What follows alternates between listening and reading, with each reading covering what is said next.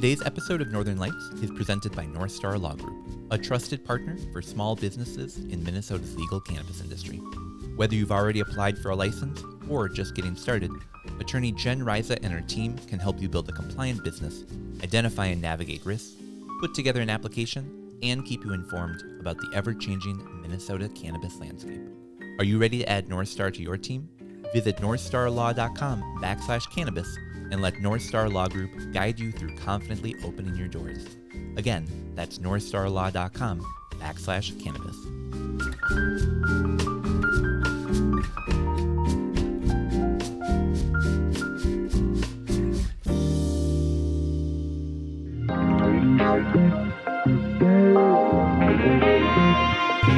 Tanner, we can, does that work for you? Yeah, that actually works. We can unplug you and just wire it down through your... That's really good. No, I mean, this works for me if this is good for you. Yeah, that's all right. It's the best carrot I've seen in a long time. And we're back. Another episode of Northern Lights Podcast. Steve, welcome back. Hey, thanks. Steve Urkel here. Here to give you the news. So happy to have you here. We should say for the listeners online, you are dressed like Steve Urkel right now. It's not just Steve, it's Steve. Steve Urkel. Welcome. Yes.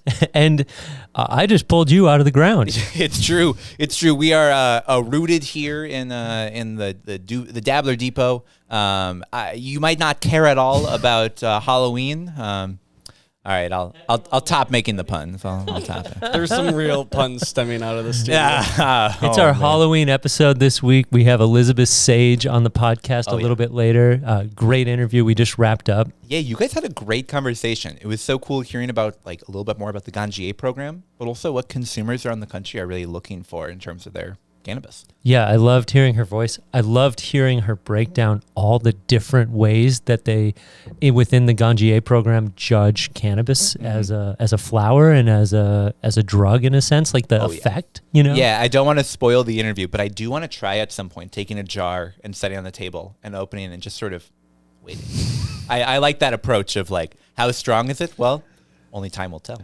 I love the nuance and the bits that you provide, because you yourself are somewhat of an aficionado, but you also recognize that there are other ways to be an aficionado. 100%. And it's really cool having people that actually go and study all of this. And it's not just, that I had a jar that smelled really good, but being able to describe a lot of that background. So yes. Yeah, great interview. Definitely listen through to that. We got a bunch of news. We got the high note. We're going to be opening some boxes. We've got a couple different boxes we're going to be checking out today. We've got a great episode. Ooh, baby. Ooh, baby. But first, let's just go ahead and jump in with the news. Now, we don't have a ton of really specific news stories for this week. The news is the same. We're all waiting. We talked last week on the podcast about people got deficiency notices for their social equity application. Have you seen what a deficiency notice looks like? Yeah, for sure. So I've looked at a couple of them. They're pretty straightforward. It says you submitted an application. There's a couple things we need changed. And most of them that people are having to do is a supplemental form for their cap table, which for people who don't know what that means, it means you're downloading a PDF, you're putting your name in that PDF, you're putting your business's name in that PDF, and then you're checking a box to say that the information that you uploaded is correct. Okay. A lot of applicants got that because the way that they developed the form was in Excel, and if you used Google Sheets for it, the button you had to check, it just wasn't there anymore. So many people that I've talked to waited months to hear back, hey, do you mind turning in a piece of paper? Run that back for me again. The minuscule effort that required what all? So people had to submit their cap table. It essentially describes who owns their business. Yeah. OCM, when they made the application, opted to use an Excel spreadsheet for that. Now, most of us have Excel on our computer. Right. But if you don't, I don't blame you. It's 2024. Yeah. You use Google Sheets or some online software. That software, when you imported the Excel sheet, just didn't carry all of the data along with it. So a lot of people, if you use Google Sheets, are having to check a box and get it resubmitted. just that. Interesting. Yeah. But at least what's nice to know now is we have the date that all of those were sent out. People have up to 2 weeks to get that information back to them, and then the review starts again. So by the end of November, we should have a better idea of when that actual date for the lottery will be. Now, if you missed last week's episode, I recommend you go back and watch the Jason Tarasek interview. Yeah, for sure. Jason predicted between like November 5th. I think he said between Election Day and Thanksgiving. Yeah. And Jason knows a thing or two about a thing or two, and he was going off a hunch, but I'm going to be watching to see if Jason's prediction turns out to be correct, and if so, it's going to be an exciting December. Totally. Yeah, we've got a lot to watch for over the next couple of weeks. I mean, it's crazy to think that when this episode comes out, we'll be only 1 week away from Election Day. Wow. We're coming into the closing parts of this election season. So. I voted this week. You did? Hey, yeah, congrats. I got my early ballot in, and I dig that. yeah, it was fun. I'm a St. Paul resident, so it was kind of fun to go through. And This isn't in our show notes, but if you check our episode description, we'll put a link on where you can find where you can go and vote. We really encourage people to go and choose, utilize their opportunity to go and make their voice heard. So go cast that ballot. We only have legal cannabis in Minnesota, or soon we'll have it, because people voted. right on. All right. Now, let's dig into what I was really excited to talk about this week. Now, across Minnesota, there are people buying legal cannabis. They're buying it in dispensaries. They're buying it in medical shops. Maybe some of them are getting it from friends, family. However be it, people are getting cannabis. And now that we've got stores open across the state of Minnesota, we can take a minute to sort of look at what does legal cannabis actually cost in Minnesota. Now, we're still such early days. Like, if you wanted to go to a dispensary in Minneapolis, well, you've got one option, and you better be a med patient. If you want to go to a dispensary and you're not a med patient, well, you're driving at least an hour outside the cities.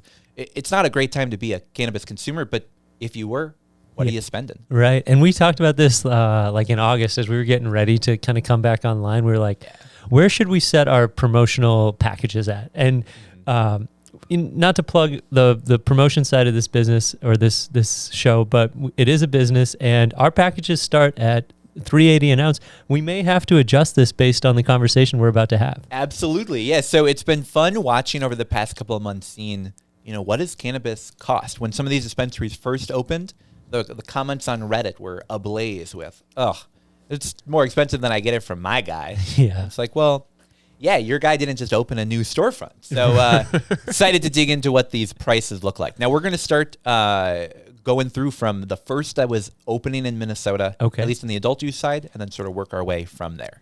And we're going to cover Red Lake, White Earth, Island Pazy. Oh, yeah. Sweetest Grass. Yep. And then the two medical operators in the state. Exactly. Yeah. So across the entire state of Minnesota, these are sort of your prices. So you're up in Red Lake, you're going to Native Care, you're walking in and you're saying, what is that lowest amount of money that I could spend to get cannabis? I'm looking to walk out with an eighth. What does that cost? Okay. Now an eighth, growing up, suburb kid, it was like 30-60s was probably the most common pricing you'd see. Yeah. And for people who don't know, maybe you're a new cannabis consumer, maybe you've only bought in the legal market, 3.5 grams is that standard eighth. We've all bought an eighth before that maybe we're less than that. But, now that's what we as a market has settled on. And for $50, you're walking out with an eighth of Jelly Breath. Jelly Breath. Yeah. And sorry, it's I've had a few gummies already since the show started. You're good. But You're so good. Jelly Breath is one that I really want to try. I'd love to get that on the show. I know that's a popular cultivar up at Native Care. Yeah. They love their jelly blends, that's for sure. Because if you were looking to really ball out and walk out with a whole ounce of flower, what is like the most expensive product you could walk out with? Well, an ounce for $380 of their Hella Jelly, grown right there in Red Lake, Minnesota. Hella Jelly. Hella Jelly. Shout out to Native Care. And I do think they set a standard in this market right now. Yeah. All right. So now you're in White Earth, Minnesota. Wabigowan Mashkiki. There it is. Oh, yeah. We love Wabigowan Mashkiki. It's a really cool brand that you can find actually across the entire state of Minnesota. Because you can go and buy it in White Earth, or, as we'll talk about a little bit later, there are other places you can get this flower as well. And we've mentioned how White Earth is looking to grow into a Moorhead store as well. Yeah. Oh, yeah. I'm excited to be able to go to homecoming next year. Yes, you are. Check that out. But so you're going up to White Earth. You're looking to get out. What's that cheapest eighth you can get? Well, you're going to walk out for $45 with an eighth of their apple fritter. A little bit cheaper than the eighth that I got at Native Care, the Jelly Breath. So it's close. Only maybe a $5 difference. Are there going to be any differences in taxes between going to the White Earth dispensary versus the Red Lake Nation? I think White Earth is charging taxes, and I don't believe Correct. Red Lake is Native Care. Yeah, so White Earth modeled theirs after the 10% that you get across the entire state of Minnesota. Yeah. Native Care, you're walking out $380 final price. And did you know, because I know, Native Care is a bit more sovereign than some of the other tribes in this state. And so Native Care really, broad strokes, Native Care really is regulated by the federal government. It's the state of Minnesota has less purview over what takes place on their reservation. And so that's why they were unabashed or unafraid to get their cannabis program rolling in order for them to open August 1st, 2023. Yeah, absolutely. I remember when we first talked about that when Minnesota switched over to legalization, and they were the first ones, day one, to be selling flower because, like you said, they're really a much more, in the grand scheme of things, the spectrum of sovereignty. Yes. Have a little bit more leeway in terms of what they're able to do and what contact Minnesota has with it. And so if that appeals to you, you can go to the Red Lake Nation, which is quite far away from where most folks in Minnesota live, but you can get tax-free weed at Native Care. Yeah, both of the dispensaries that we just talked about, Native Care, Wabigowan, Mashkiki, both northern Minnesota, which sort of flips the script where for a long time, if you wanted medical access, it was better to live in the cities. Otherwise, maybe you had to drive 40, 50 miles to be able to get to one dispensary. Right. Now, if you're looking on the legal side, they have much greater access than we do us down in the city. Folks. Yeah. And let's keep going because they'll keep getting closer. Yeah, absolutely. So now we're getting closer to the Twin Cities, Island Peze. So you could go there. Their flower is not grown by them. So we talked about Native Care, White Earth, they both grow their own flower. Island Peze is sourcing all of theirs from White Earth. Okay. So it's going to be flower that you're finding that's going to be pretty similar to what you find up north. The prices are a little bit higher, though. In fact, this is as of this morning when we looked at the menu. So it's Friday morning. I want to be transparent about that. How'd the menu look? So they had one flower product for sale. It was an eighth of Triangle Poison for $56.64. I don't trust much of that at all. Yeah. Why is it $56.64? It's an interesting, why not just round it to a whole number? But it's also, you can see the clear price hike in that White Earth is able to grow the flower and sell it, keep a lot of that value internally. Island Peze, because they're having to source all their flower from other people, it's just going to be a little bit more expensive. Triangle Poison. Yeah. This kind of scares me a little. Not tried it yet. Tried it yet. Sure. All right, and then Sweetest Grass. That's the last open, currently operating tribal dispensary in Minnesota as of right now. There are other ones we've talked about in the past. Off the Path is one that is getting closer to opening. But if you wanted to buy flower, adult use, these are the 4 places to go. Sweetest Grass is the last one. Now, I want to sort of put a little bit of an asterisk on this one. Okay. They do have platinum tier flower is what they call it. Yeah, I've been asking about that a little bit. Yeah, some of it is sourced from White Earth. Others, though, is not. Okay. It appears based on reporting from the Star Tribune that it's essentially like THCA flower grown in a more loose hemp program. Your hair looks great, by the way. Thank you. Yeah. We're running with it in a. We're doing it live, as they say. But yeah, selling flower that is definitely the cheapest out of the 3. It's not $3.80 an ounce. It's not $3.20 an ounce. Instead, you're spending closer to $3.20 to walk out with that highest grade platinum tier flower. And so the platinum tier is what I would call like real cannabis. That's the White Earth sourced, or because we're not quite sure. Yeah, they don't make super clear. Okay. You go to Island Peze. Yeah, there's not a lot of options, but you know exactly where they're coming from. Yep. Sweetest Grass has a little bit more leniency. Now, yes, you're walking out much cheaper. You could get an eighth of flower for $35. That's the cheapest price in Minnesota as of today. But is it adult use flower grown in Minnesota? Not necessarily. Yeah, I do. With these last 2 here, I do have concerns around the transparency, given that they're seen as dispensaries. They're seen as differentiated from what the Minnesota consumer can find at CannaJoy or at Dabbler Depot, and so I think there's room for improvement here from a transparency standpoint. Absolutely. So just because I'm a numbers guy, I love to look at the average. So the average ounce price at Red Lake is roughly $3.44. They sort of vary in price a little bit. White Earth gets a little bit lower, $3.25. Sweetest Grass is at lowest at $3.20, which of course we talked about, not all grown in Minnesota. And then Island Peze, well, you're going to be spending a lot to walk out with an ounce because they only have it in an eighth. So you'd have to buy 8. Yep. I get it. Yep. So you're walking out at a little over $400 for an ounce, all individually jarred up into eighth jars. $4.50. Oh yeah. So that's just a little preview of what the prices look like on that adult use side in Minnesota. Obviously, that is all going to change as more shops open, as there's more access. This is more expensive than you'd find in a more developed state, but it really similarly models what states looked like in the early days of when they first came online. So, I mean, shout out to White Earth for getting their product outside of their reservation. I think that's really cool, and I hope to continue to see that, and hope to continue to see more White Earth flowers so that it becomes more synonymous. Yeah. I also know Native Care is upping their grow lights and growing their cultivation capabilities so that they may be able to do the same. Yeah. And the others, I hope to see just more growth. For sure. Absolutely agree. So let's touch a little bit on the medical side, because we do have three cannabis industries here in Minnesota. And I wanted to at least touch on what the medical side looks like today. I think we hear a lot of comments about how expensive the medical program is. And as a medical patient, I would say, yeah, absolutely. It's very expensive. But they introduced flower a couple years back that has helped to sort of stabilize a bit what that pricing looks like here in our medical program. Is it still at a point where someone who uses this as medicine on a regular basis could afford it? Maybe not. But let's talk about what that price would look like. So we've got 2 medical dispensaries, Rise and Green Goods. No longer we've got Minnesota Medical Solutions, Leafline. No more. Now, if you walked into Rise, you could get an eighth of their sour diesel. It's their Shine in-house brand for about $35. So you're paying about $10 a gram for that. I mean, given how easy it is to get your medical card now, that doesn't seem like a bad option. No. On face value. Absolutely.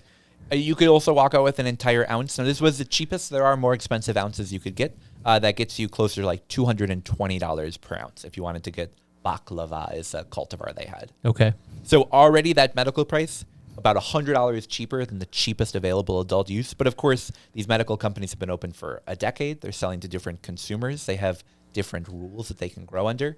Just a different market. You're saying this flower's been sitting around for a decade? Maybe a little bit. All right. Now let's move on to Green Goods. Now, Green Goods has that same price. You're spending $35 for an eighth. Not a huge investment, you could say. And for an ounce, you're looking at $2.20. It makes sense that they're price matching. Yeah, it reminds me of those gas stations that are like right across the street from each other, and one lowers the price for a gallon, and wow, the other one mirrors it really closely. And the two medical menus, well, there are differences. They have different brands. Their pricing pretty similar. Right. $2.90. Yeah, it does remind me of the gas station, and $35 for an eighth is. I mean, it sounds good. Do you think we'll start to see a year from now? Do you think we'll see cheaper eighths or more expensive eighths? Such a great question. I think coming from adult use businesses, it'll probably be right around that same price, probably around like $50, $60 for each one. Yeah. I think for our medical companies, they're selling on the cheaper side now, trying to increase the amount of consumers they have on their medical side. Yeah. So that they can really scale up when it comes to what adult use looks like. Okay. So I think, will they keep selling $35 ounces? Or excuse me, that'd be nice. $35 eighths. Honestly, I think I could see that price going up a little bit in the early days of adult use, just because they've got it. So why not sell it for what people will pay for it? And as the podcast or as the industry continues to progress, and as we're able to continue to cover the industry and what's happening, I really want to pay attention to how many medical dispensaries we will have. Yeah. The days of the duopoly are numbered. Absolutely. Well, and we'll have perhaps one of the most open medical programs in the entire state, where you won't just have to be able to sell it at a medical-only dispensary, but if you're adult use, you have someone who is able to consult on the medical side, you can sell medical cannabis. Right. So it'll be cool to see how that all rolls out. So that's just a little preview of what it would cost to buy cannabis in Minnesota today. Steve, are you paying $320 an ounce? No. No, I think it's an important reminder that the legacy market will continue to exist until the prices of the legal market really are able to start dragging consumers over from that side. Tanner, unfortunately, the price of gas is a little bit more expensive to get there. Gas for gas? Gas That'd be a for good gas. All right. Sounds like an Ironwood dispensary. Exactly, right? Well, so speaking of national cannabis, we've been doing previews into different ballot measures across the entire country. We talked about states like South Dakota, North Dakota, Florida that are looking to legalize adult use. Talked about Nebraska on the medical side. We talked about Maryland last week on the psychedelic side. And I wanted to give one more plug to a ballot measure in Oregon, because I think it really plays well to what we in Minnesota are doing. Now, Oregon has had legal cannabis for quite a while. That's not new to them. They're not voting on that this year. Instead, what they're voting on is allowing cannabis workers to more easily unionize. Now, Oregon was one of the first states to come online when it came to legal sales, but they had a really underdeveloped program, if you will. What the rules looked like, it was the early days. They were trying to figure it out. Wild, Wild West. Exactly. We in Minnesota had the privilege, if you will, of being able to look at 23 other states that had done this already and ask, what did they do well? And then what didn't work? Well, one of the things that we saw that really was important to a well-functioning industry is strong arming, if you will, cannabis businesses into allowing unions to become part of the workplace. They don't have to make their workplace unionize, but they do, through a labor peace agreement, have to allow unions to come in, talk to their employees, and let them know what their rights are. Sure. That's something that we in Minnesota had written into our bill. Every single business outside of the micro side has to have a labor peace agreement, but other states didn't do that. Currently, only California, Connecticut, New Jersey, New York, Virginia, and Minnesota require that. It makes you wonder if, because of the way that Minnesota approached their cannabis bill, if it had an effect on Oregon attempting to create a better environment for the employees that make up the industry. I absolutely think so. I had the opportunity to go to the Minority Cannabis Business Association leadership forum just at the early part of this week. And there was so many conversations around, what does the Minnesota model look like? How does it fit into the national conversation? And what everyone was saying is that the Minnesota model, whether it works or not, which I think it will, but regardless, it at least put equity at the front of the conversation. When Kamala Harris came out for legalization, in 2 sentences, I think it's telling that one of the statements was in a socially equitable way.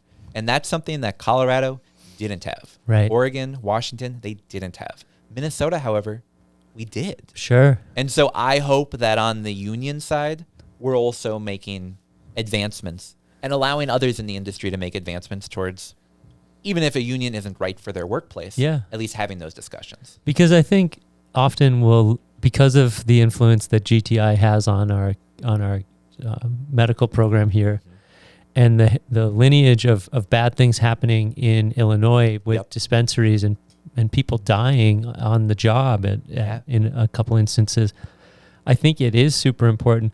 Plus, we ourselves know of poor working conditions for folks in the industry. And so for Oregon to try to recorrect maybe 10 years in or so, approximately, knowing that they legalized with pretty loose rules. I mean, I always heard about the amount of flower that was being produced, or there's no license cap there, right? So it's an infinity amount of ounces can be produced in Oregon. I would say that this is a step in the right direction for employees who make up the large chunk of the industry. Yeah, no, I 100% agree. I think this step, like I said, I don't think a union is right for maybe every single workplace, especially like Minnesota specifically calls out, if you're a micro business with less than 10 employees, like it's you and 5 other people, a union might not be the best way to move forward in a conversation about what workplace safety looks like. But yeah, I mean, some of these businesses that are going to come online, that are going to have cultivation teams, they're going to have processing teams, that are going to be vertically integrated businesses that do tons of things. I think it's important that at least the workers have the opportunity to figure out what are my rights in the workplace, and if we want to bargain together, how do we do that? And to take it out of Oregon and kind of back into Minnesota here, I think in the last 5 years post-pandemic, we've seen some unique instances of unionization in the beverage industry, Absolutely, in the food industry, and if cannabis can be more of a career for folks, you may not see as many millionaires or billionaires as they're often co-opted together, but we want jobs. Yeah. We want a new industry to come online. We want people to feel like they can really earn a living. And I think unions help get there. Yeah, I think the conversation when Colorado went online was, this is an opportunity for intergenerational wealth, to build something that you can pass on to future generations as I did this just by starting a business. And while I still think that's the conversation, I still think that's the goal for many people, I think there's also the mindset now of it's not just rising the one person, but how do we use this business to help rise all ships? Yeah. How do we take people who maybe didn't have legal careers and give them legal careers? How do we take people who were doing things that we all see as valuable business, but that wasn't legal before, and turn them into the entrepreneurs of the future? I think it's through measures like this, maybe. Yeah, I mean, we're having to reset expectations. I think nationally the conversation is maybe cannabis isn't the get-rich-quick scheme that we thought it was. I mean, you look at the pot stocks, and there's not much to brag about there. I know. Oh, yeah. We'll talk about that some other time. We'll do it offline. And then the other part about it is we just need to be able to create jobs. There aren't a lot of new industries being stood up, as they say, right? Yeah. Cannabis is a once-in-a-generational new industry opportunity that, and I'm sure I want to hear more about the leadership forum, like it's not about 10 people getting rich. It's about 100 people getting a better life. Yeah, 100% agree. I think that's the opportunity we all have in cannabis, is even if it's not building something that, wow, I did this work for a couple of weeks and now I get to pass it on to future generations. Yeah. But can I do work over the next couple of months that help me to build a life that we all hope, the American dream, whatever that means, is perhaps seen best through the cannabis industry these days. And real quick, it's interesting for an established market to go back and try to fix something foundationally missing in their business relationship. Yeah, this would require it to be part of the renewal process. So it's not going to affect you today, but the next time you're renewing your business, if you don't have some sort of labor peace agreement in place, your business is getting denied. Huh. All right, well, we're going to take a quick break there. When we get back, we're going to hear your interview with Elizabeth Sage, and then we've got some edibles and some high notes to hit. Let's go. We'll be right back. Ready to kick off your home grow? We've got the perfect hookup for you. MinnesotaCannabisSeeds.com. They've got everything from fast flowering strains to unique hybrids, all ready for growing in Minnesota. And guess what? Our listeners get an exclusive deal. Use the code NL10 for a 10% discount on your entire order. Don't miss out and get started with the best seeds. Start your growth strong with MinnesotaCannabisSeeds.com. Remember, NL10 for 10% off at MinnesotaCannabisSeeds.com. Grab your seeds today.